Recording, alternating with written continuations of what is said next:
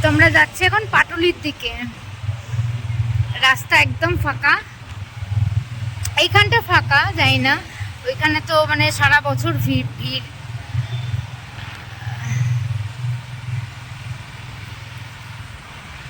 এখন বাজে সন্ধে 8টা, 12 রবিবার।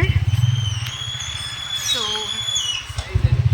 এখন আমাদের ফ্রি টাইম। আবার কালকে সোমবার, সপ্তাহের প্রথম দিন থেকে শুরু আমাদের জীবনযাত্রা।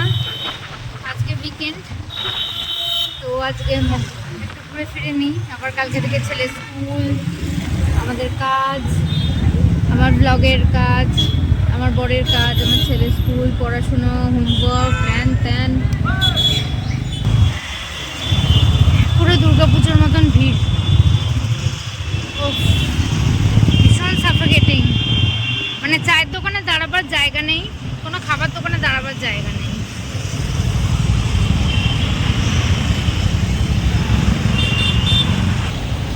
এত ক্রাউড, সামনেটা আরো ক্রাউড। তো আজকে আমার ছেলের সানডে, যেহেতু ছুটি, ছেলেকে নিয়ে আসাটা উচিত ছিল, বাট স্টিল এত গাড়ির ভিড়। পার্কিংটা দেখেছো? বিশাল পার্কিং। আর এখানে তো দুর্গাপুজোর মেলা, মনে হচ্ছে যেন দুর্গাপুজোর মেলা। সামনেটা আরো ক্রাউড। আমার সামনের দিকটা যেতে একদম ইচ্ছা করছে না, বিশাল ভিড়। অনেক দিন বাদে এলাম। আমার বর কোথায় গেল?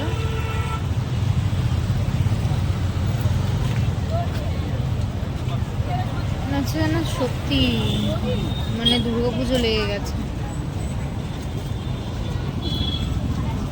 হ্যাঁ, তো আমার ছেলেকে আনা উচিত ছিল, কিন্তু ছেলে এখনো বাড়িতে, দিদার বাড়িতে, আমার মায়ের কাছে আছে। নিয়ে আসবো নেক্সট উইকে। এই উইকে বিশাল অনেক।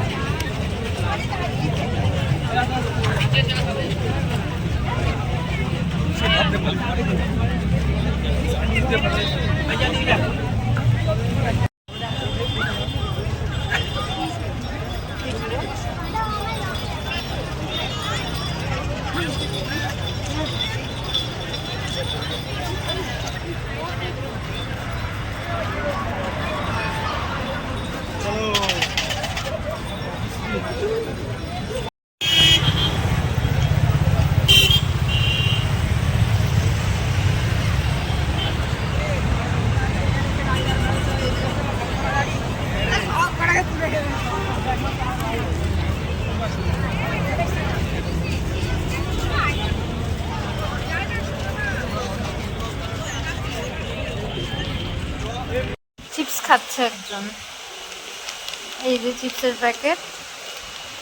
কি মনের আনন্দে চিপস, ও চিপস খায়, ম্যাগি খায়, চাউ খায়, সোয়াবিন খায়, রোলও খায়। মাঝে মাঝে আমার ছেলে রোলের যে পরোটাটা, ওটা ছিঁড়ে ছিঁড়ে দেয়, রোলও খায়।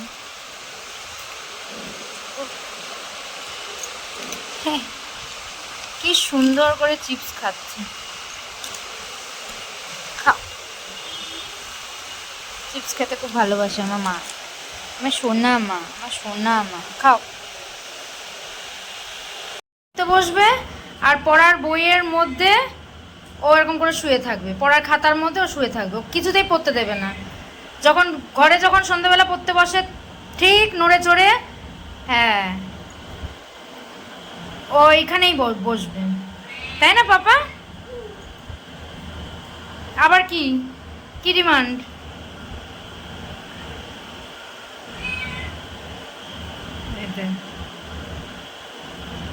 থাক, ছেড়ে দে। ও এখন মানে ওটা হচ্ছে ওর শোয়ার জায়গা, খাতাটা হচ্ছে শোয়ার জায়গা, তাই না? তাই না? আসলে ওর এখন শরীরটা ভালো না তো, এখন ধাপ ধাপ করে খালি শুয়ে পড়ছে। হ্যাঁ, কবে ডেলিভারি হবে ভগবানই জানে, তাই না মা? তাই না মা? কে বাবা, তুমি তো লেখো। এই সবে কাচাকুচি হলো, সব মিলে দিয়েছি, ছেলের ড্রেস, গামছা, শাশুড়ির ঘরের চাদর, আমার সব মিলে দিয়ে এখন বসবো খেতে। তো লাঞ্চে আমি কি নিয়েছি তোমাদের একটু দেখাই। দেখো, এখানে আছে স্যালাড, শসা, গাজর, পেঁয়াজ, একটু চাট মশলা, পাতি লেবু, আর শুধু লঙ্কাটা নেব। এখানে আছে 1 পিস মাছ আর একটুখানি ভাত। আমি এই থালাটা খেতে ভীষণ পছন্দ করি, এটা আমার বরের ছোটোবেলার থালা। এই থালায় শাশুড়ি নাকি শুনেছি আমার বরকে খেতে দিত, তো এটা আমার বরের ছোটোবেলার থালা। আর আমার ছোটো থালায় বরাবরই খেতে খুব ভালো লাগে, আর এই থালাটা আমি আমার জিম্মায় নিয়ে নিয়েছি। আর এটা আছে একটু কালকের মাছের তেল, কুমড়ো আলু দিয়ে মাছের তেলের চচ্চড়ি মতো করেছিলাম, আর একটুখানি ভাত, ওই 2 বড় চামচের ভাত। এই হলো আজকে লাঞ্চ। আর আমি লাঞ্চ একটু তাড়াতাড়ি করি, 1টা থেকে 1:30টার মধ্যে করে নেওয়ার চেষ্টা করি, কারণ হজমটা হতে যাতে টাইম দেয়। এই যে এখন ঘড়িতে বাজে 1টা, আর আমি এখন খেতে বসে যাচ্ছি। এরপরে একটু দুপুরবেলা ছেলেকে হোমওয়ার্ক করাবো, তারপরে আরও টুকটাক কাজ আছে, একটু করবো, করে আমি রেস্ট নেব, কারণ আজকে অনেক ভোরে ওঠা হয়েছে, ছেলে স্কুল ছিল প্লাস হোমওয়ার্ক ছিল, তো ভোরে ওঠা হয়েছে। আর সন্ধ্যাবেলা একটু দেখি কোথাও বেরোনোর আছে, সবটাই তোমাদের সাথে শেয়ার করবো। এখন ঠিক, তো গুড ইভিনিং এভরিওয়ান। সকালবেলা আমাদের আজকে ডিনার সেরকম কিছু, লাঞ্চ সেরকম কিছু হয়নি, যা ছিল মা আর ছেলে মিলে আজকে খেয়ে নিয়েছি। যা টুকিটাকি মাছ দেখালামই যেটা। আর আমার শাশুড়ি আজকে ছিলেন না, তো উনি একটা কাজে বেরিয়েছিলেন, বড়ও নেই, তাই জন্য দুপুরবেলা আজকে ঠিকঠাক আমি রান্না করিনি। তা বিকেলবেলা এখন ছেলে ঘুমাচ্ছে, এরপর সন্ধে হয়ে গেলে ওকে পড়তে বসাবো, তাই জন্য ভাবলাম একটু চিংড়ি মাছ এনেছি, তো ভাবলাম যে রান্নাটাও করে ফেলি আর তোমাদের সাথে শেয়ারও করে ফেলি। এখানে আছে চিংড়ি মাছ, নুন হলুদ দিয়ে মাখানো, দেখো চিংড়ি মাছগুলো। আর তার সাথে এখানে আছে পেঁয়াজ কুচি, টমেটো কুচি, এখানে আছে আদা রসুন কুচি, এটাকে আমি বাটবো, শিলে বাটবো, কাঁচা লঙ্কা, এখানে আছে তোমার সাদা সর্ষে, কালো সর্ষে এবং পোস্ত, আর এখানে আছে ধনেপাতা। এটা হচ্ছে চিংড়ি মাছের মশলা কারি। তো চলো রেসিপিটা আজকে তোমাদের সাথে শেয়ার করি, রান্না করতে করতে শেয়ারও করা হবে আর রান্নাটাও হবে। কড়াই গরম আছে, এবার দিয়ে দেবো তেল।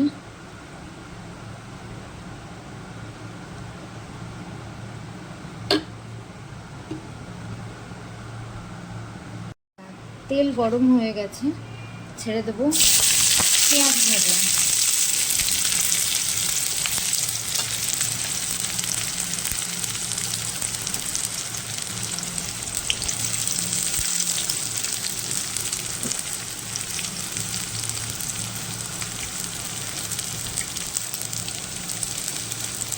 পেঁয়াজগুলো ছেড়ে দেবো, তারপর টমেটোও ছেড়ে দেবো,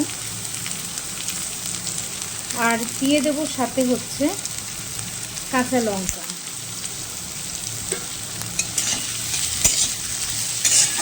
যতক্ষণ না একটুখানি স্লাইড ব্রাউন হচ্ছে ততক্ষণ এটা নেড়ে যাবে।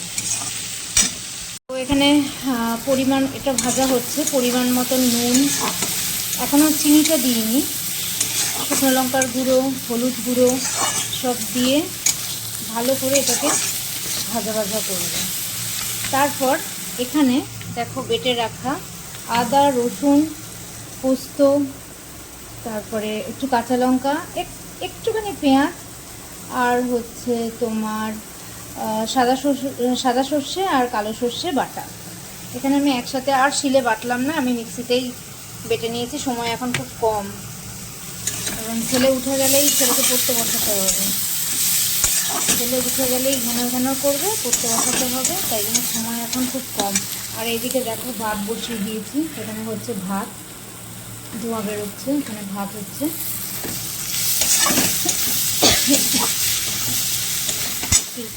ফ্লেমটা একটু লো করে দিলাম।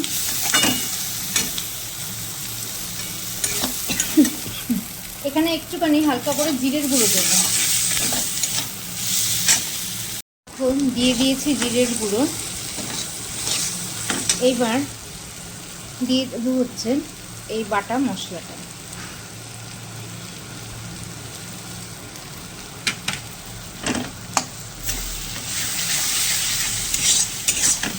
যেহেতু আমি এখানে টমেটো দিয়েছি, অনেকের মনে হতে পারে যে টক দই দিলে ভালো হয়, কিন্তু যেহেতু টমেটো দিয়েছি আর টক দই দেওয়া দরকার নেই। যারা টমেটোই ব্যবহার করবেন না তারা টক দই দিতে পারেন, কিন্তু আমার মনে হয় এই মশালা কারিতে টমেটোটাই যায়, দইটা ভালো লাগে না।